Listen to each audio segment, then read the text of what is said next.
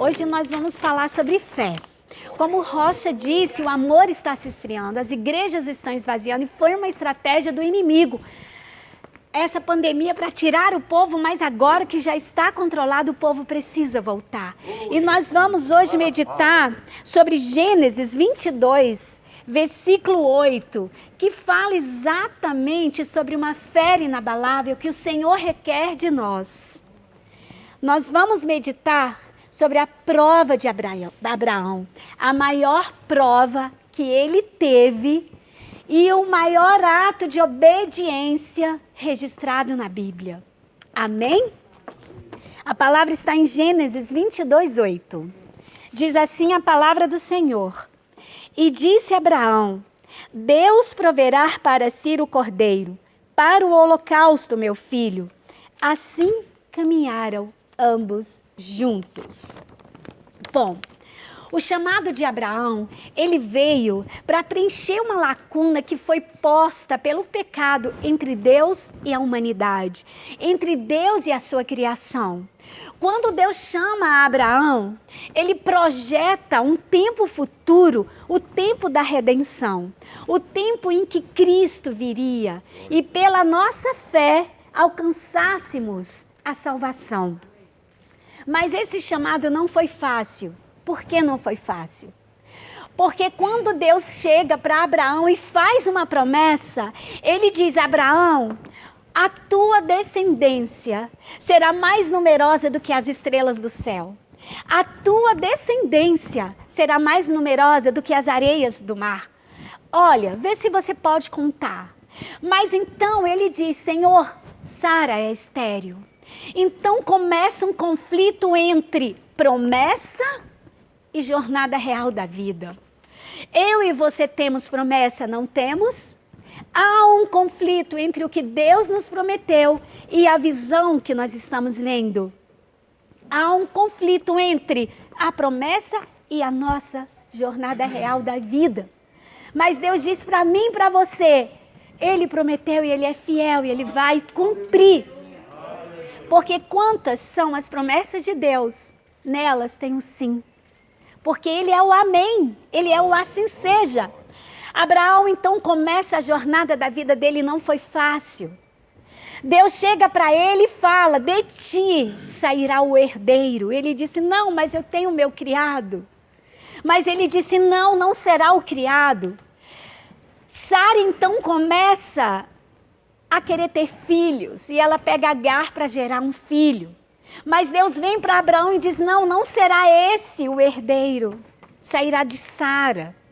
Sara então tem a vitória que veio lá do céu, que por ela, pelas condições humanas, ela não teria, e gera um filho. Mas quando esse filho já está um menino, Deus chega e fala, Abraão, pega o menino. O único filho vai para o local que eu te mostrarei, vai para o Monte Moriá. E ali você vai sacrificar o menino. Abraão então pode ter tido um nó na cabeça e pode ter dito, como ele é a base da promessa. É dele que sairá uma grande nação. É dele que Israel virá, que a nação de Israel vai nascer. Mas Abraão creu. E isso foi imputado como justiça. O que é a justiça nesse contexto? A justiça no contexto de Abraão seria um relacionamento totalmente baseado na fé de um Deus invisível. O chamado dele foi, sai da tua terra, da tua parentela, vai para um lugar em que eu te mostrarei. Ele então abandona as raízes da família dele. Ele abandona os deuses que eram carregados pelas mãos da família dele. E ele passa então a ter um outro paradigma de fé. A fé num Deus invisível, porém real. Abraão então começa a dizer, se é a base da promessa, eu vou matar a base da promessa. Mas ele é fiel, ele é justo. A fé dele foi tão inabalável que ele se tornou amigo de Deus. Ele cria que o próprio Deus, que deu o menino, poderia ressuscitar? E Deus diz para mim e para você, qual é a promessa que você tem que ainda não se cumpriu. Ele é fiel e justo. Qual é a situação que você está vendo da vida? Qual é a visão que você está tendo? Totalmente contrária à promessa. Deus diz para Abraão, vai para uma terra que eu te mostrarei. Só que a terra prometida não estava livre, estava habitada pelos cananeus.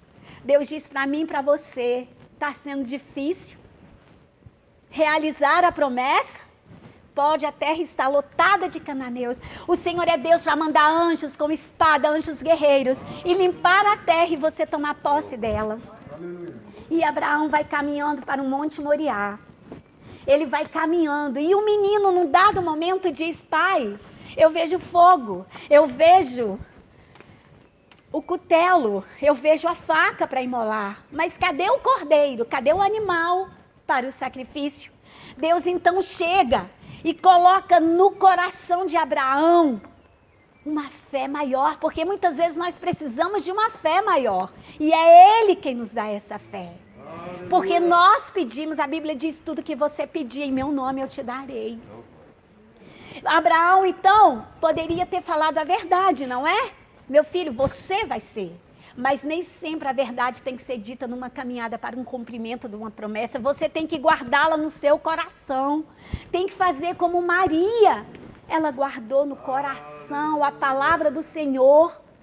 Muitas vezes tem que estar aqui. Porque os planos que o Senhor tem para mim e para você, muitas vezes ele está sendo ainda gerado no reino espiritual. Para que no momento certo do cumprimento da promessa, ele venha a emergir. Abraão disse, meu filho, Deus proverá.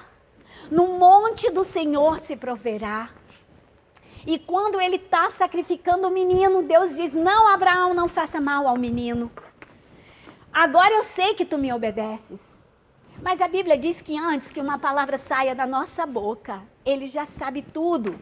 Não, Deus já sabia que Abraão ia obedecer. Mas Deus é um Deus pessoal, ele se relaciona tão pessoalmente que ele se colocou no lugar de um homem, a antropomorfia, ele se colocou no lugar de um homem, no lugar da humanidade, para chegar à nossa linguagem. Ele disse, agora eu sei que tu me obedeces. E Deus, ele quer de mim, quer de você obediência, ele não quer sacrifício. Mas foi necessário a fé de Abraão ficar sendo registrada como um ato divino de redenção. Isaac, então, ele prefigura Cristo ali. E esse relacionamento que Abraão teve com Deus, a ponto de entregar a única coisa que ele tinha, que era a base da promessa, ao Senhor. E ele diz para mim e para você, o que é que eu e você temos que entregar a Ele, para que a promessa seja cumprida. Porque nessa caminhada da jornada real da vida, nós vamos encontrar obstáculos, mas a obediência, a fé inabalável, ela vai nos levar num plano de relacionamento com Deus profundo. E Deus, ele não está interessado em nos dar bens, não. Ele está interessado no nosso relacionamento com Ele, porque foi dito aqui pelo Rocha, a trombeta vai tocar. E você como estará naquele grande dia? E a maior promessa que Ele tem para mim e para você é a salvação. E o chamado de Abraão, ele vai culminar na salvação. E olha o que Paulo escreve aos nossos irmãos de Romanos, ele diz assim: porque eu não me envergonho do evangelho de Cristo, pois é o poder de Deus para a salvação de todo aquele que crê, primeiro do judeu e também do grego, porque nele se descobre a justiça de Deus de fé em fé, porque está escrito, mas o justo viverá pela fé. E Deus diz para mim e para você, nós temos promessas sim neste mundo racional. Nós temos promessas sim neste mundo. E o Senhor tem prazer em nos ajudar, em nos abençoar, nos galardoar. Mas Ele diz, eu vou te dar sim Muito mais do que você pede, muito mais do que você pensa ou imagina. Mas antes de te dar, eu quero um relacionamento seu, baseado numa fé inabalável, baseado numa fé que te coloca nos planos da eternidade. E Paulo também escreve aos irmãos de Gálatas e diz assim como Abraão creu em Deus, e isso lhe foi imputado como justiça. Justiça nesse contexto é relacionamento, baseado na fé, baseado na crença de que o Deus invisível, ele vai prover no monte do Senhor. Sabei, pois, que os que são da fé são filhos de Abraão. Ora, tendo a Escritura previsto que Deus havia de justificar pela fé os gentios, anunciou primeiro o evangelho a Abraão, dizendo: todas as nações serão benditas em ti, de sorte que os que são da fé são benditos, como crente Abraão. Você está aqui hoje porque você tem fé. E a palavra de Deus para você é bendito. Você é uma nação santa, você é um sacerdócio real. E você é coluna na sua família. Porque Abraão foi coluna na família. Porque Sara deu uma escorregada e trouxe Ismael para que houvesse uma contenda, mas Deus disse: não, Abraão. Ismael foi gerado pela carne. Isaac vai ser a base da promessa. E você tem Isaques gerados na sua casa. Você tem a promessa de Deus. Agora imagine a cena. Isaac amarrado. Abraão sendo provado. E Deus disse para mim e para você nesta manhã: qual é a área da sua vida que parece que está amarrada? Qual é a área da sua vida que parece que ainda está com cordas? Ele diz: neste momento das amarrações, o seu coração está sendo provado. Não para que Deus saiba de nada, porque Ele sabe de tudo. Antes que houvesse dia, Ele já era. Agindo Deus, quem impedirá? Mas é para que você e eu tenhamos um relacionamento com Ele profundo. Ao nível de você enxergar o reino espiritual, como Rocha falou, que nas regiões espirituais, anjos guerreiam com espada a favor dos que hão de herdar a salvação. E ele diz para mim e para você hoje: como está sendo a sua fé? Há uma ameaça no cumprimento das promessas que o Senhor te fez? Sempre vai haver. Há um conflito entre a vida real que você está vivendo, a situação, e o que Deus prometeu? Sempre vai haver. Mas Deus, Ele quer de mim e de você uma fé tão profunda, que essa fé vai impactar o outro para ser salvo. Porque o reino, ele não funciona para mim, porque o reino não é egoísta. Ele funciona para a humanidade como um todo. O reino, ele é sistêmico. E Deus não vai me dar uma fé inabalável para eu guardar para mim, não. Ele vai querer que você impacte o outro com a fé que você tem, para que o outro veja Cristo brilhando em você.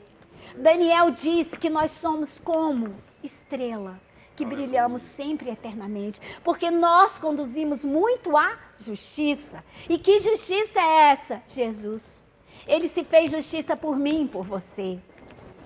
E tem uma passagem também muito interessante em Gálatas, que diz assim, e é evidente, que pela lei ninguém será justificado diante de Deus, porque o justo viverá pela fé. A aliança que Deus fez com Abraão foi uma aliança para culminar lá no plano redentor. E Ele hoje diz para mim e para você: você tem sido instrumento de Deus, portador da glória dEle, portador da fé inabalável, para que pessoas e vidas sejam impactadas. Ele diz para mim e para você: o rei está voltando. E o que você vai apresentar diante de Deus? O que eu vou apresentar diante de Deus? Quando naquele grande dia, Ele falar para mim e para você: vinde bendito de meu Pai, tive fome e você me deste de comer. Eu tive sede e você me deste de beber. Eu estive preso e você foi me visitar. Que tipo de prisão é essa? É a prisão que quando Deus mandou Abraão amarrar Isaac e imolar, Isaac estava amarrado ali, ele não tinha como fugir, ele estava preso, só lhe esperava um cutelo, uma faca, para tirar-lhe a vida. E Deus fala para mim e para você, quantos da nossa família, quantos que nós conhecemos estão amarrados ali. Deus está provando você como instrumento de libertação, como instrumento para ser um soldado arregimentado para toda boa obra e levar essa fé que fez com que Abraão obedecesse para que sejam salvas pessoas na terra, porque Jesus está voltando. E o que nós estamos fazendo com a fé que Ele nos deu? O cordeiro foi provido no monte do Senhor. Ele diz para mim e para você, no monte do Senhor se proverá, mas se prover o quê? Tudo que você precisa. Isaías diz, vinde, comprai de graça vinho e leite. Vinho e leite naquela época custava muito, eram mercadorias totalmente escassas. E Deus disse para você, é de graça. A minha salvação para você é de graça, vinde, porque gastais com o que não é pão, porque gastai o seu tempo com aquilo que não edifica. E Deus diz para mim e para você, atos divinos, desde o chamado de Abraão até o reinado de Davi, foram feitos na história bíblica. E quando nós estudamos a palavra de Deus, nós podemos contemplar como foi difícil a jornada do povo para se estabelecer como nação, da qual viria o rei Davi, da qual sairia o rei dos reis, Jesus, que hoje reina e que hoje está sentado à destra do Deus Pai, comandando tudo, mantendo tudo com o poder de sua palavra. Não foi fácil. Os filhos de Jacó, que foi herdeiro da promessa iniciada com Abraão, que veio Isaac, que veio Jacó. Aleluia. O que aconteceu? Eles caíram muitas vezes na caminhada deles. Quando nós vamos ler a história dos filhos, cada hora um cometendo um grande erro, mas Deus quis mostrar, por meio da história, que ninguém, nenhum de nós, é tão perfeito que poderia morrer na cruz do Calvário para derramar sangue e perdoar os pecados de todos e tornar mais alvo do que a neve. E o que Deus diz com isso? Eu e você somos tão trapos de imundícia que a nossa justiça é considerada assim. E Ele diz, você precisa do sangue remidor do Calvário, segundo após segundo. Eu preciso. Mas Ele diz também, é na sua fraqueza que eu vou lhe tornar forte.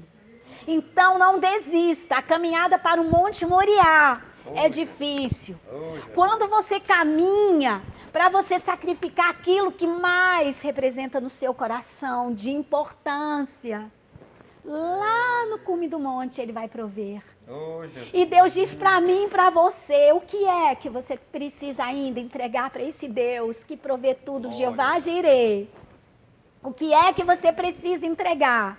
Como está o nível da sua fé? As situações, a jornada real da sua vida tem muitas vezes apagado a fé? Porque é com a fé que nós apagamos os dardos inflamados do maligno, não é? Eu digo, essa pregação está servindo para mim, porque eu estou passando por um momento em que eu preciso aumentar muito a minha fé, e eu digo como aquele que Jesus falou para ele, crê? Ele disse, eu creio, Jesus, mas aumenta a minha fé. Aumenta, que eu preciso ver a ressurreição, eu preciso ver a cura, eu preciso ver a realização das suas promessas. O Senhor prometeu algo para a minha vida, eu estou esperando, já tem um tempo, já tem 6 anos que o Senhor disse, vou fazer. E tem hora que eu me pego dizendo, Senhor, como? Cada vez mais eu estou pensando que eu estou indo para trás para a promessa, e a promessa está indo para frente, há um distanciamento. E Deus me levou nessa palavra, quando eu disse, Senhor, a Maria José me levou, me convidou a pregar no culto dela, que ela dirige. Qual é a palavra? E eu estava tão angustiada, porque eu preciso desse cumprimento dessa promessa para ontem. Mas Deus, Ele é o dono do tempo. É Ele quem era, quem é e quem será. Nós apenas estamos sendo por amor dele sobre as nossas vidas. E eu então, veio na minha mente, Deus proverá essa promessa. E eu falei, vou levar essa palavra em Gênesis. Porque essa palavra está dizendo mais aqui, está queimando mais aqui, porque eu preciso dela. Eu preciso aumentar a minha fé. Eu preciso dizer, Senhor, tu prometeu isso. E eu preciso crer. Aumenta a minha fé. E eu vou ter, porque o Senhor é fiel para cumprir. Ainda que eu seja infiel, Ele permanece fiel. Porque Ele não pode se negar. Ele não tem sombra e nem dúvida de variação. Nele todas as coisas convergem. Porque Jesus é a plenitude do próprio Deus. É a essência da divindade está sobre Ele. E eu vivo por Ele, para Ele e dele. Porque todas as coisas convergem nele. Mas nós somos fracos e eu devo confessar. Tem hora que a minha fé vacila. Porque eu sou humana. E eu falo, Senhor, assim como Paulo fraquejou e ele disse, Senhor, tira esse espinho da minha carne. Ele disse, não, Paulo, a minha graça é o bastante. E para que você não venha se ensoberbecer pelo nível das revelações que eu te dei, o espinho na carne vai ficar. E muitas vezes o espinho na carne que nós temos é pelo amor dele. Porque se ele tirar, o inimigo é sagaz, ele ronda como leão que quer devorar, a nossa soberba vai crescer. Então ele nos faz ter um relacionamento profundo com ele, como Abraão tinha.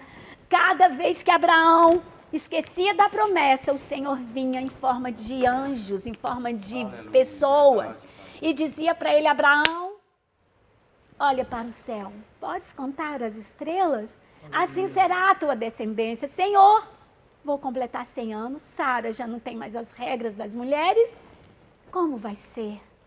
Mas a promessa de Abraão não foi cumprida carnalmente, naturalmente.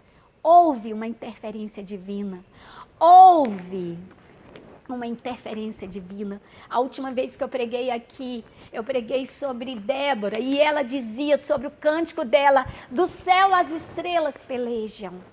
O que é isso? Não foi a vitória pelas nossas mãos. Houve forças sobrenaturais que fez com que o exército do rei Jabim fosse totalmente destruído. Não foi Abraão quem gerou Isaac por ele mesmo, pelo corpo físico dele.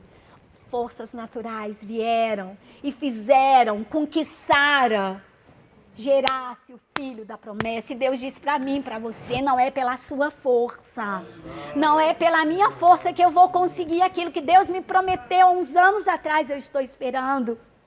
Vai ser pela minha fé. E a cada dia que passar eu vou dizer, Senhor, aumenta a minha fé. Sou tão pequena para crer. Senhor, eu preciso, é para o reino. E outra, quando nós vemos que os pedidos, eles têm que estar em conformidade com o Senhor, Ele nos leva a entender que tudo que temos, que tudo que vamos ter, vem dEle. E por isso tem que voltar para Ele. Mas volta como? Ele não precisa de nada. A terra é dEle toda a sua plenitude. O reino precisa. Porque anjos quiseram, anelaram pregar o evangelho, interceder, orar, ide expulsai os demônios, ide curai os enfermos, anunciai que o reino está próximo. Anjos quiseram fazer isso, mas o que Deus disse? Não, vou mandar o meu filho, ele vai treinar, e depois ele será levado, e obras maiores, se vocês crerem, vocês farão. Essas obras maiores estão, nas nossas mãos. E ele diz para mim e para você, mantenha um relacionamento profundo comigo, mantenha uma fé inabalável, porque no monte do Senhor eu vou prover aquilo que você precisa, mas eu quero de volta para o reino. Eu quero de volta, eu quero que você compartilhe tudo que você tem. Fé, intercessão, louvor, pregação, palavra, bens materiais, tempo seu, eu quero de volta. E é essa palavra que o Senhor colocou no meu coração, Rocha. Eu agradeço a oportunidade. E é sempre um prazer falar do amor de Deus. Amém? Amém.